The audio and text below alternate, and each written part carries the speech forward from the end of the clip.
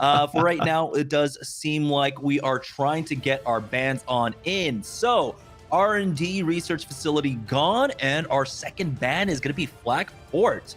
So those are our first two bands. Yeah, we are going to see once again R&D banned. So we're going to see. I'm really curious if we're going to see any domination maps throughout the rest of today. We so far have seen, of course, none, and it can be a lot more hectic, right? It takes a very certain team to be really strong at that particular game type. I'm not sure which teams it's going to be. Also, the fact that we don't have Zakutu Melee, who's very, very strong in that particular situation, can. It can change the tide of things. I'm being told to count to 15. So I'm going to count to 15. 1, 2, 3, 4, 5, 6, 7, 8, 9, 10, 11, 12, 13, 14, 15. I'm not sure I counted to 15, but I was a little worried there. We got closer to 14 and 15. I was like, I don't know if he's gonna make it. I don't know if he's got it. No, okay, I mean, hey, this is tough. Man. You know, nobody said I had to count to 15. That was not a prerequisite of being broadcast for this tournament. All right, that was not in my contract.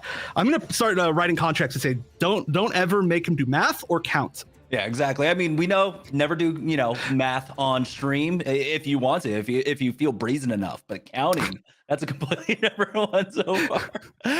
But yeah, it does seem like we are good. Our first map is going to be Thermal Plant. And so we are going to get a domination map type. Ooh. And I like this because we had two linear maps, right? Two linear maps in where you have to push into a point or you have to go get a plant. This is going to be a lot more chaotic. This is going to be where we might even see a Zakutu Melee coming in, or maybe have a really big Death Ball composition coming out. Exias and Barbados. What are you expecting? Exactly what you just said. I would be really excited to see Barbados. Barbados has been a suit that's been kind of, at first, of course, everybody was like, Barbados is broken because nobody knew how to play the game. Nobody knew how to move in this game. But in my opinion, the best thing, the most fun thing about this game is the movement. The mobility is ridiculous. And so once people start to learn, like, oh, I can actually just use my mobility and just kind of try to outspace you, and I can listen and hear your charge of your mace, we see so much less Barbados. We still see it a little bit, even in, like, for example, in Pilot Showdown, we saw a few people playing Barbados. Less and less over time, though, especially once we started seeing maybe like some more Zakutu Melees just kind of taking up that spot. But I think, in my personal opinion, regardless of any of that, Thermal Plant in particular is pretty good for Barbados. There are a lot of spots where it can just like hop up into a little corner, just like get a one shot that's not within the like line of sight of the rest of their team, and then you can just kind of sneak away. Or there's so many different corners that you can just hide behind. And of course, they can know that you're hiding behind them, but maybe you just need to get through there. So I really like this map for Barbados in general. I'd love to see Barbados. Not sure if we're going to see it exactly. I do expect, as usual, Exias. I mean, we got to expect the Exias, right? Yeah, we believe completely saw it in our first match. Either side, I don't think neither of them. No. Maybe Koi Boys on their defense might not have played it. I can't quite remember at this point. Sorry, my memory doesn't go that far. Like the Koi Boys themselves, my memory is like a goldfish, and just 15 seconds gone. Yeah, everything just keeps coming back full circle. The 15-second count. Now I get it. They wanted to see if I could remember that far back. But for map number 1, for Thermal Plant, I think that's going to be interesting for our newer viewers or players that aren't as familiar with Gundam. This is a domination map. There's going to be 3 points. One will unlock initially, and teams are going to fight over that. It's all about control, getting as much time. The first team that gets 100% over that course will be the winners. And then, of course, this goes into best of 3 as well. So it's not just going to be completely one-sided, one round over. You can see the notches there next to each team name. But here we go, getting into our first winners semifinals match of the day for the breakout series, Halloween Havoc. This is going to be interesting. Judo practitioners versus Gundam Unicorn, and we do have the Unicorn being picked up. That's good. If it's not Unicorn versus Turn A, they've really like signed their what they have to use in blood here. But I'm so excited that we actually got to see all 3 game types throughout the first 3 games of the day, and we are going to see a pretty, I guess what I would expect, we are going to see the Barbados. I was looking forward to seeing it. It looks like that's the pick. We're going to see on top of that, we're seeing the Dom, we're seeing, they're just pushing in so quickly already. They've got him isolated on the right-hand side, but the Zabi is low, and he will burn down to that Ashamar. Gonna try and pop that res quite possibly. No, Eternal Chris will fall as well. And now the Barbados is sent running here. You can see the run back coming out here. And this is gonna be so difficult now to try and go for that retake. That first initial fight, that death ball playing around that unicorn, having the extra heals wasn't enough for them. They got picked apart. Yeah, I mean, Unicorn with Death Ball is, I mean, it's such a key part of that entire play style, and we see so many Death Ball strategies on these particular types of maps, especially this one in general, maybe Mount R&D as well. And so having no sort of like team synergistic like buffs just like that is going to be really, really tough for, I believe it's Judo practitioners. I need to make sure which team is which, but yeah, you can see there's already just quite the hold here on B. But for anybody, again, who isn't as familiar, it will be changing over. You can see the time right below the points can change over another 20 seconds. So they can't win off of like 1 or even potentially 2 points, I think. Yeah, they're about to get full value though. The next point will be unlocking in 10, or excuse me, changing in 10. And so that's why they are not pushing for B any longer. The very unfortunate thing is after 2 team fight losses, that means, you know, this squad, they don't have anywhere near the G maneuvers. They need to try and find a pick off here. Axe goes in. They've already lost out on 1. Suzabi trying to play that front line, but he is forced back, 383 HP, and there's the slice on in. They're going to try and hit that res, though, and this is a little bit ballsy, but they do force them back. Lil Chano now loses out on that Suzabi, and it's going to be another reset. Yeah, this is such a great strategy on this map. There are so many different ways that you can get over a lot of this terrain, but look at this, so many people down. I don't know about going in right there. I think that might have been a situation to back off. You want to regroup, especially, you know, it isn't even active. I mean, it's just about to be active now, but now again, they're staggered with the Sazabi going down. I really like this, how far forward they're holding here, just to kind of stop people at the spawn. It's a pretty effective strategy if you've got the right team comp, and they're holding it with the Sazabi, making sure that nothing can flank it. It's working really well, and this is looking close to a shutout so far. We need to see a regroup into one big push, which is what's starting. We're seeing the unicorn here. I like it.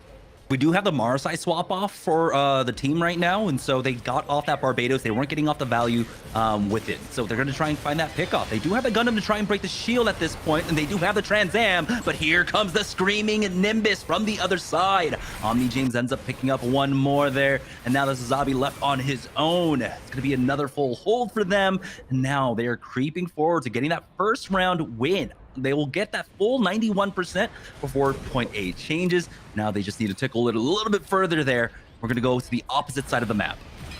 Yeah, we are going to see all 3 points. It can go kind of like a random set of points. There have been games where you've only seen like 1 point 1 time or 0 times. But now this is going to be one big fight. This is very doable. You know, of all the game types to come back from, I think domination is very, very much one that you can do. You can just hold one particular spot. It won't change while you're in overtime. But oh my gosh, we're seeing the Trans Am, then that exit just running through the entire team. It doesn't look like they're going to be back in time to grab this first spot. They need to make one final very quick push before this 8.7% is done.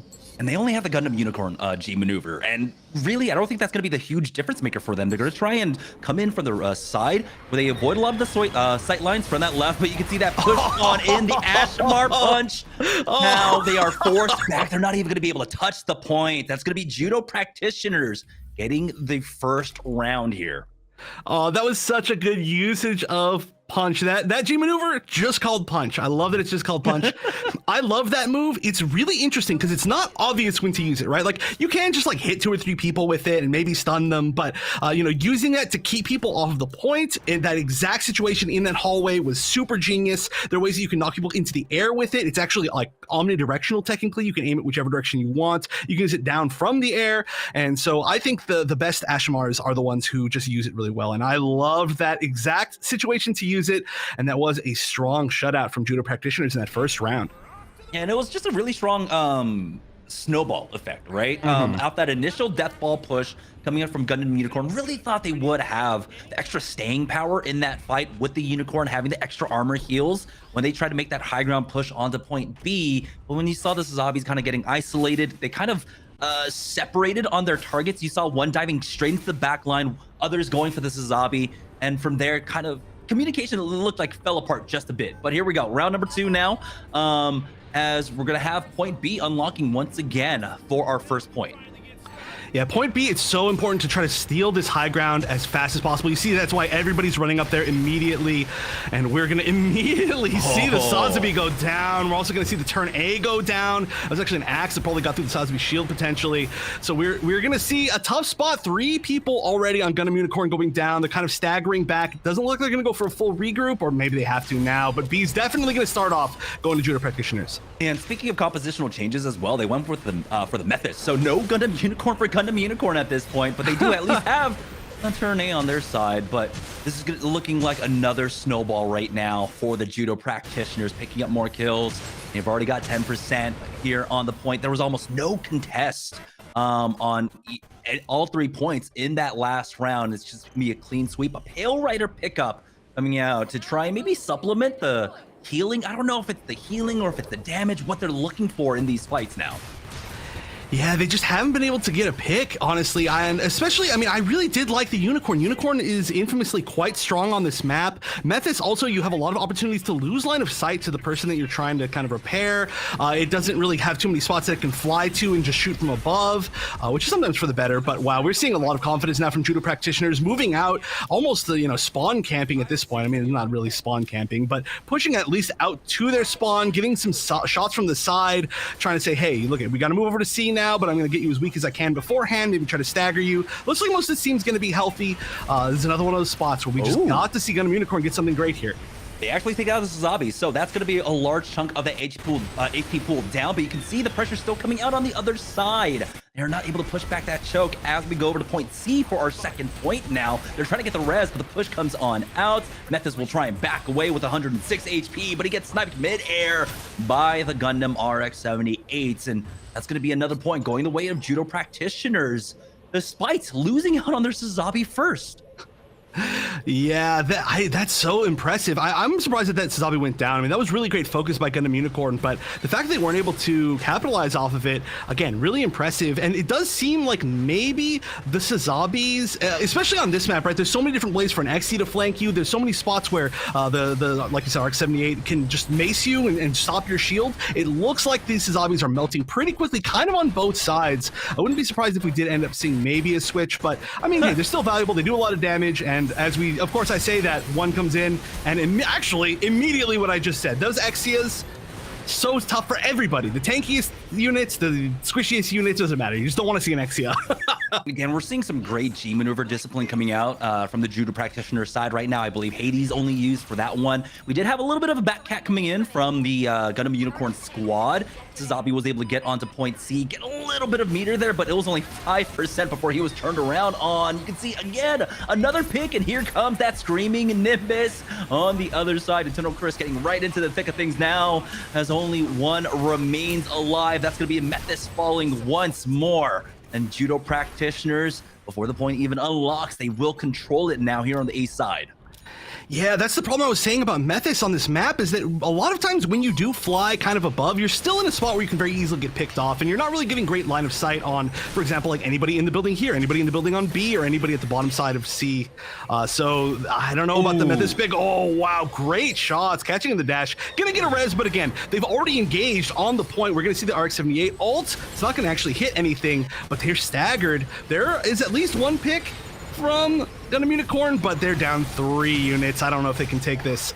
Yes, Sazabi tries to get onto the point at the very least to try and get us a little bit of extra time, but with one more pick, that's going to be it. Eternal Source ends up going down, but ultimately, that's the Judo Practitioners getting the 2-0 on our first map here in the winner semifinals.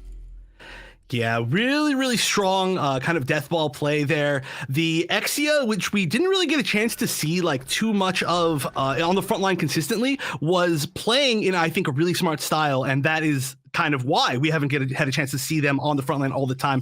Is they would wait for the perfect moments, especially to take out the Sazabi, always in unison with another suit, right? It would never be like, I'm just going to try to 1v1 the Sazabi. I'm trying to, just 1v1 any of these units. It just comes in, it breaks the shield, it takes down their front line, it zips away. It's just constantly playing that flanking game, which is what is so strong on Thermal Plant. And again, I really, really like the Unicorn pick, but I just think they weren't able to find the fights that they wanted. They maybe weren't able to get in the positions they wanted fast enough on the points, and they were just kind of playing catch up the entire time, which definitely can happen. But that doesn't necessarily mean that this is how the rest of the set's going to play out, because again, domination is a very different game type than the other two. I would say even like those two are somewhat similar. Domination is its whole own thing, and each map on domination has its own like strengths and weaknesses based on which suits you have and your playstyle of your team. So I'm curious if we're going to see domination again after this, or if we're going to go back to one of the other two game types. Yeah, I mean, that map in particular does lend itself extremely well to the brawlier types, but on point B, you can play a little bit more long range. I do like having the Gundam pick out here, I think, especially with the prevalence right now of the Sazabi. We got to see how good the Hyper Hammer is. I mean, I think every Sazabi main has learned how strong the Hyper Hammer is when it comes to it. I believe they got a little bit more range on it. I can't quite remember exactly from the patch notes exactly. But yeah, you still have to be wary of that. And you can see how strong the focus fire was coming up from either side, trying to deal with it. But overall, I think Judo practitioners did an amazing job. Right now, we're just waiting on map number 2. We'll figure out what that pick will be. Our first map was Thermal. We've had 3 separate maps so far. So I'm glad to see that we do have kind of varying range of what their teams want to play. And the bans have been kind of different as well. Yeah, and again, like I said, 3 different game types in the first 3 games of the entire tournament, so that's super sick to see. We see a wide variety of stuff. I am probably expecting not to... Oh, okay, yeah, so we did get actually the information. It's going to be Underground Command Center, so of course, eventually we're going to get a repeat of a game type at least, but again, this is going to be a new map that we haven't seen. Yeah, so it's going to be Underground Command Center, and I believe... we did have one destruction map before when we were on Quarry, and so this one's a little bit different though, right? I mean, on Quarry, we got to see that trying to push that first waypoint can be extremely difficult. You're just forced into chokes, right? Whether it's on the left-hand choke or the right-hand choke. Here, though, it's a completely different playing field, quite literally, because it's an open field. There are sniper hills to play off of, and so you kind of have to play this one if you want to like play outside in front of the waypoint extremely well. Yeah, it's a very, very different style. I would kind of say maybe that Quarry itself is kind of a weird map within how like much cover there is moving up to the first waypoint. As just as far as like a destruction map, this I think is a little bit more par for the course. And yeah, this is you can see teams, even good teams, right? They sometimes don't make the correct choice on the first point of this map. This one isn't as easy as like, well, we're just gonna all sit on this one particular spot. Like, you know, for example, on Quarry, like, yeah, you can all just sit on the waypoint and then wait to see if they can break through or not, and then eventually you just go back to your points, right? This one, it's like you can hold up a little bit further so that they don't just like, you know, kind of pincer you between both of the different sides of the mountain in the middle, the little hill, I guess you could say. You can hold even further back with stuff like, you know, maybe like more longer range stuff like just, you know, RX-78 or I don't know, and anything that has longer range. You can hold really far forward, like there's certain spots in the river where the enemy team doesn't have line of sight of you from their spawn, and you can try to flank people. I've seen people do that with like Exias or like Zaku 2s. I don't know what's the most effective thing. You know, the teams I think are still trying to figure out the best places to hold, but there are a lot of different ways you can do it, and this is a pretty long run back. So if you make a mistake trying to hold there on defense, it is probably going to be you holding inside this base that we're currently seeing. Yeah, I'm a little bit worried. Their long-range options come down to, well, Exia doesn't have damage drop-off, and Turn A doesn't have damage drop-off either, but you might want to have that sniper option, especially because of that long run back. So for right now, it doesn't seem like much is changing. They do have that Mara side. That was what they ended up picking up after the Barbados didn't work out for them when it came down to missile base. So we'll see. This is definitely a composition that can work. I think the Sea Snake, when it comes to defending or maybe in a post-plant situation on A or B, can be incredibly strong. Yeah, I like the fact that, I mean, honestly, yeah, not just A or B even, but like also just this forward spot, because you can kind of stand either in that little middle rock area. Oh, I love this, just kind of getting some intel. I mean, of course, Sosby also does have that scan, which we did see come out, but just to see which direction they're going, they are going to see that a lot of them are going to be going to the left side, so it looks like a lot of the team is shifting that direction. I love the usage of that to try and just get information. All right, they're pushing out, and they already lost out on one, and that's going to be the Mephis. The Mars side does end up picking up one, but that's just going to be a trade. You can see now the defense just kind of falling to the wayside here as the charge up. Hyper Hammer connects, and that's going to be one more falling. And you go inside as the Judo practitioners will go ahead and continue to push up. You can see this run back, though. They're not going to be able to make it to the waypoint. That is going to be picked up by the offense, but now it's all about controlling this choke. There is an option to try and flank from the right side, but they are challenging, forcing 2 of them back. Yeah, now where you plant here is huge. This isn't just a difference between a left side or a right side. This is a huge difference as to how you hold and the space that you have to hold. But right now, I mean, it's not looking like there's gonna be too much of a difference. Judo practitioners just pushing in, getting off so many picks. There's a huge stagger even on defense. When you stagger somebody on defense, you know you're doing things right. They are just gonna plant on A. That's gonna let them hold a little bit longer spots, either kind of to the left of it if you're looking at the bomb, or all the way down to the right, or just from their kind of doorway. And just seeing the team that they have, it does seem to make a lot of sense. They don't have a lot of super close-up units. They've got a lot of kind of mid-range units.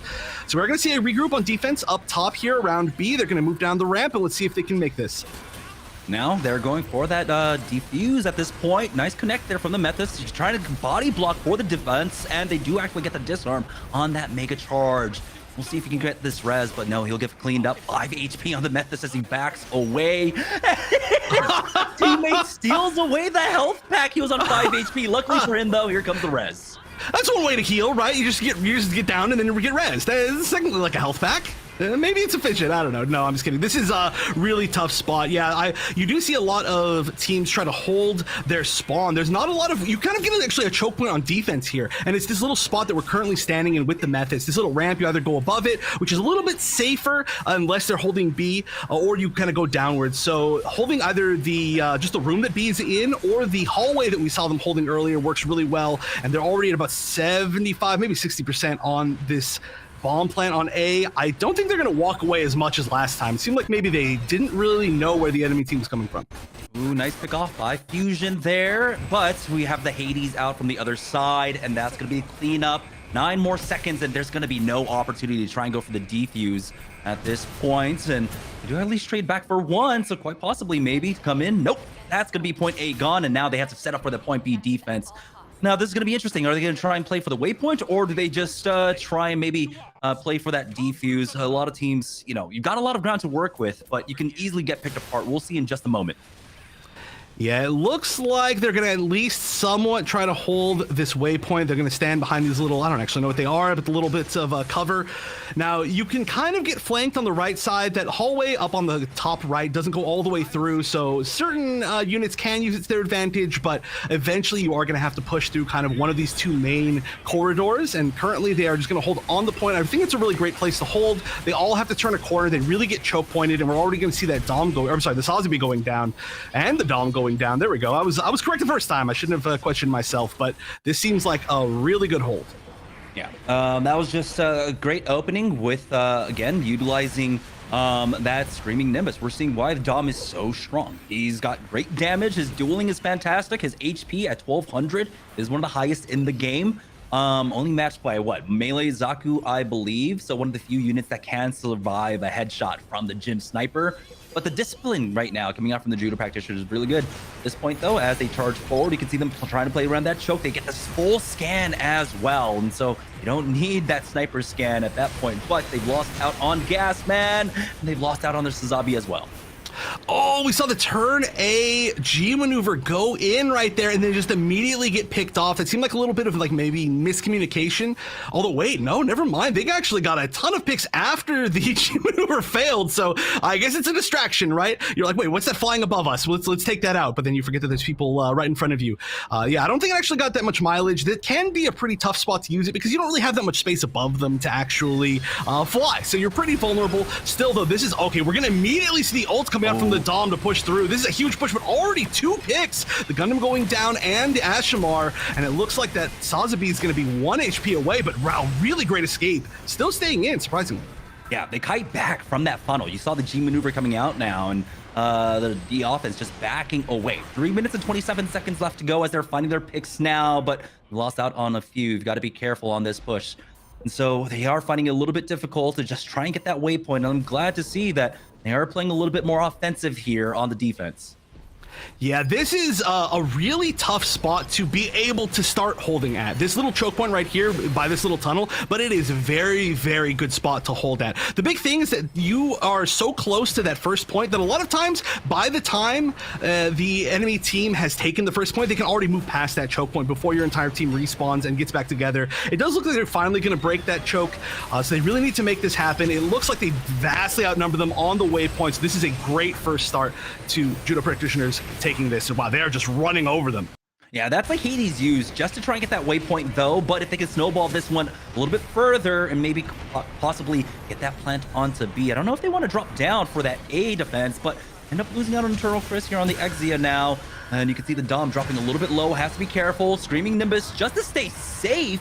You do get that extra armor and that heal, but that's kind of interesting here. Now they do get that point down onto point A. We'll see if they can defend this a little bit longer. No, they'll end up losing out on one more. Here comes the retake.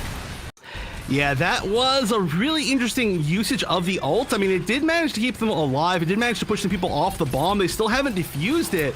Of course, a lot of people are going down on the side of Gundam Unicorn here, so this could be pretty tough. Oh, and doesn't quite get the down here.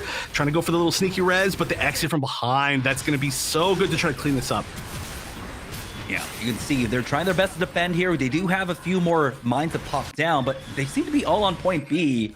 When the bomb is there on point A, we do have the energy cable for the defense to come in, give them a little bit of extra sturdiness in this fight, but they end up losing out on two more there. So they're kind of staggering in for this defense. I think there was an opportunity to come in as maybe as a 4-man, 5-man, try and play off that energy cable, but no, that's not going to be enough. And so that's going to be Judo practitioners going down. Gundam Unicorn picking up that round with what, about 2 minutes left, I believe, left on the timer. No, it's going to be a minute 28 left on the timer. All right, yeah, honestly, that hold from Gundam Unicorn was huge. The hold at that little choke point coming down the tunnel before the second waypoint. So if there is a pretty quick push, you know, if we see Gundam Unicorn playing as well as they're playing in that particular spot, they could very much put themselves on the board here. You know, I'd like to see some close games. The big question is, are we going to see any different units here on this first point? Again, I am surprised that we're not seeing any gym snipers basically at all. We are, once again, it doesn't look like we're going to. Of course, they still have plenty of time to switch, but I think that getting that first pick can be huge. And like you said, this game, I feel like more than almost any other type of hero shooter that at least I've played with kind of like, you know, choosing different heroes at your own spawn. I feel like this game is very accessible for that, right? I've seen teams that actually will go Unicorn, use its ability to push out of spawn, and then immediately go back and switch. I've seen people that have gone sniper, gotten one single pick, 2 picks, maybe like just shot a few shots, even if they don't make it work, then go back, switch, because you're so close to your spawns are so close to those first points that I think it's maybe even a skill that a lot of teams are underrating. But hey, we're not seeing it so much right now. Is that really a Barbados pick? Am I seeing that correctly? I don't know if that's going to be switched. Yeah, Barbados, turn A, and their Exia for their damage, essentially. We've got the Suzabi, who has been the mainstay across all the compositions, along with Dom as well in the Mephis. So double support for them, triple DPS along with that tank now as the Judo practitioners go on their offensive push. Coming out from the other side for Gundam Unicorn, we saw them pushing out onto the right side. We'll see if they try and maintain something similar, but you can see how they're playing this a little bit more differently. One on the right-hand side, isolated is the Suzabi. He does have that axe throw if he needs to get out of danger. But they might have already dealt with him as they now charge forward. The stun comes out. That's going to be a 1-for-1 trade as Gasman falls. Yeah, this is a pretty nice spot to hold. Once you can get within this little, I don't know, rock, big rock. We need a name for that. We need a name for callouts in this game. Every pro player, please, please, please start figuring out what callouts are for this game. But yeah, you can hold, you can kind of repair in there. You can get a little bit of health back, and then you can continue this push. Right now, I love this spot actually that we're seeing Judo practitioners hold. This little kind of hill behind there. It's definitely technically a deficit, I think. Just this little. I don't know, you can use it for cover. You know, you can use it for the fact that the ground is going so far down for cover, and they're using it very well. Ooh, Gasman just tries to stick that miracle res, but it will not be enough. Nice hold from Gundam Unicorn now, forcing back the Judo practitioners. On the other side, when Gundam Unicorns were going for their offensive push, it was pretty clean onto that waypoint, and they were able to transition that extremely well onto that A-side plant. Now you can see the scan coming out, catching almost all the members on Gundam Unicorn squad here, but they're not really able to do anything off of it. The longest range option they have is of course going to be that turn A Gundam, but he doesn't have that one-shot capability that the GM sniper has here, and I feel like they could possibly try and open things up, but they're going to stick with the death ball for now and try and make another push on the right. But you can see that one dash gets hit by that stun, but he will be safe for now. This is a zombie challenge, but the axe has already been used in the kite back coming out from the Gundam, Gundam Unicorn squad. They're just, again, doing a great job of just falling back. Eternal Chris will fall, and here comes the push from the rest of the Gundam Unicorn squad. Oh yeah, I love this kind of kiting back, you know, standing around this waypoint, just making sure you're not overcommitting, you're not getting picked, making them push forward, and then moving back to your team. We're seeing especially from the Sazabi, and I think that play is so strong. We're seeing this being held for a really long time. This can be, again, an infamously kind of tough waypoint to, well, okay, there it is, finally gets captured, but an infamously tough waypoint to hold for like the entire game, right? There are a lot of different angles. It's very easy to get picked kind of randomly, especially with a sniper, but they held it for a very long time, and now we get A, which can be a pretty tough spot to grab and hold. This can be tough from both sides based on kind of who can get the better position. Don't get to see that often, where you just get one shot basically on that Dom, but right now the offense, as they're trying to go in, they're just taking all these like separate engagements here, left and right, and it's not looking too coordinated on this push. And there might be an opportunity here for the Gundam Unicorn squad to actually push up and take that waypoint. Never mind, it's not quite fast enough. And now the tables might get turned onto them, finding themselves out here in the open. The Hyper Hammer's already been used. There's an opening now for them to go in, but the axe has already been used. Not really for much effect at this point. Yeah, the axe isn't the longest cooldown in the world. Ooh, speaking of the axe though, really nice. Oh, this is a really aggressive, to take back. Oh, never mind, they're actually gonna turn around. I thought that would've been really cool to kind of, you know, say, hey, you gotta come catch me or I'm gonna take back the waypoint. But regardless, they are gonna push off of it. That means some pretty good communication, I would have to say, because that was kind of a random time to use that ult. They took great advantage of it. That's gonna be, it looks like almost a full team wipe, and then they're gonna get some reses, just pushing them all the way back to this waypoint. It doesn't look like they're gonna want to try to take it. They're just going to hold back behind this little ramp. Yeah, they saw the 4 respawns coming in. There was absolutely no opportunity there, but they had that idea. Maybe going with the Screaming Nimbus, they find the first 2 picks, but then the offense started to hold things down. Now the axe comes in, 600 HP, but the Methus heal is here for the Sazabi. They're trying to find their opening now, but a G maneuver has been used on the other side. We've got the energy cable up, and that's going to be the funnels coming in.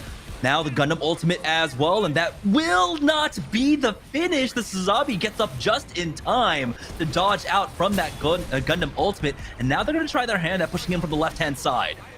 Yeah, I think that this is a spot that not enough teams push in. There are a lot of different angles you can push in from that left-hand side.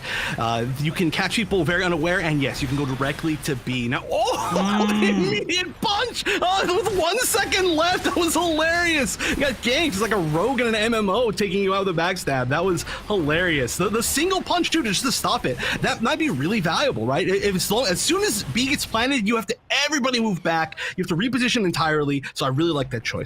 Yeah, just denying that is so strong because they already control that left-hand ramp, and once you control one of the ramps, it becomes so much easier to try and take B points, but it's going to be another knock coming out from the Dom. The funnel's coming out from the Sazabi, but he's burning down already, 800 HP. He does have that energy cable, but they're not going to be able to get onto the point and get that plant. That's going to be Gundam Unicorn taking the 2-0 in this series.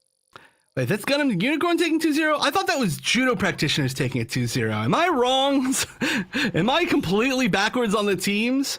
Yeah. All right. It's been a little bit, caster see what caster saw, right? Yeah, yeah. Overlay sometimes, can be a little bit, confusing. But yeah, that was just a great 2-0 coming out from the Gundam Unicorn squad. They did an amazing job. We saw them even on the missile base. It was such a clean sweep. Oh my god, my camera is frozen on the funniest face of all time. Oh no. I'll join you. This is cruel. Thank you. You gotta hold that though for the next like 30 seconds. Okay, right, I'm not much of a ventriloquist, but I'll try my. Okay, there we go. No, I saw a flash on the screen for a quick second there. But yeah, I'm glad that we did get to see another destruction map. We're seeing a lot. We've seen 2 separate maps so far, or at least 4 actually over the last 2 series.